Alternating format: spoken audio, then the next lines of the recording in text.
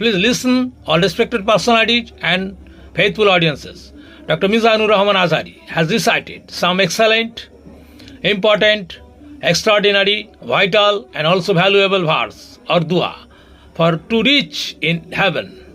সমস্ত সম্মানিত ব্যক্তিত্ব ও বিশ্বস্ত বন্ধুগণ সবাই শুনবেন। ডাক্তার মিজানুর রহমান আজহারি কিছু চমৎকার, গুরুত্বপূর্ণ, অসাধারণ, অত্যাবশ্যকীয় মূল্যবান আয়াত বা দোয়া পাঠ করেছেন, যেগুলো স্বর্গে পৌঁছানোর পক্ষে যথেষ্ট। প্লিজ দয়া করে মন দিয়ে শুনবেন এবং মেনে চলবেন। খুব তাৎপর্যপূর্ণ দোয়া, যেগুলি শুনলে আপনার জীবনে পরিবর্তন আসতে পারে। এটা বিশ্বনবীর সবচাইতে প্রিয় দোয়া ছিল।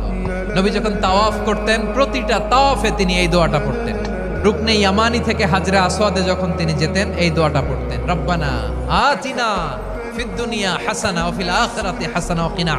অনেক সময় নিজের ঢোল নিজের পেটাতে হয়। যখন দেখবেন যে না, আশেপাশে যেগুলো আছে এগুলো সব হচ্ছে বোকাশোকা, এরা দায়িত্ব নিলে শেষ করে ফেলবে, ওই ক্ষেত্রে নিজের ঢোল নিজে পেটানো জায়েজ। অনেক সময় নিজের ঢোল নিজের পেটাতে হয়।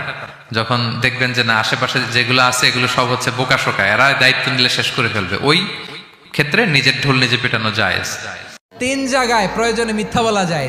1 নাম্বার, আপনার ওয়াইফকে খুশি করার জন্য, সে একটু এরকম না বলে একটু কৌশল করে বললে খুশি হবে, ওটা বলা যায়। 2 নাম্বার, জীবন মরণের ব্যাপার, জান বাঁচানোর জন্য একটু কৌশল করে ঘুরিয়ে বললেন, এটা জায়েজ। 3 নাম্বার, দুইজন ঝগড়া লাগছে, তাদেরকে মিলিয়ে দেওয়ার জন্য কৌশল করে একটু মিথ্যা বলা, ঘুরিয়ে বলা যায়। দুইজনের মধ্যে 3 জায়গায় প্রয়োজনে মিথ্যা বলা যায়।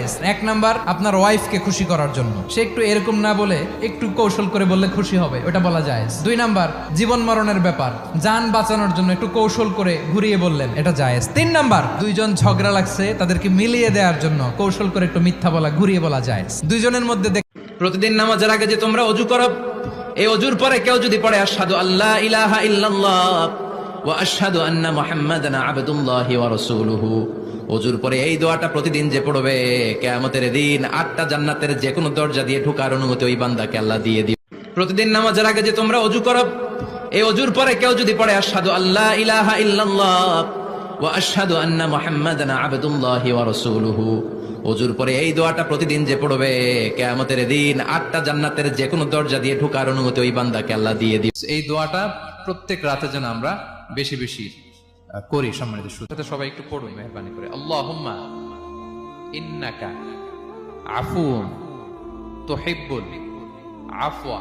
এই দোয়াটা প্রত্যেক রাতে যেন আমরা বেশি বেশি করি। সম্মানিত শ্রোতা, সবাই একটু পড়ুন মেহেরবানি করে। আল্লাহুম্মা ইন্নাকা আফুউন তুহিব্বুল আফওয়া। আবার বিষ্ণু বলতেন, আমার কোন উম্মত যেন নামাজে সালাম ফেরানোর আগে এই 4টা জিনিস থেকে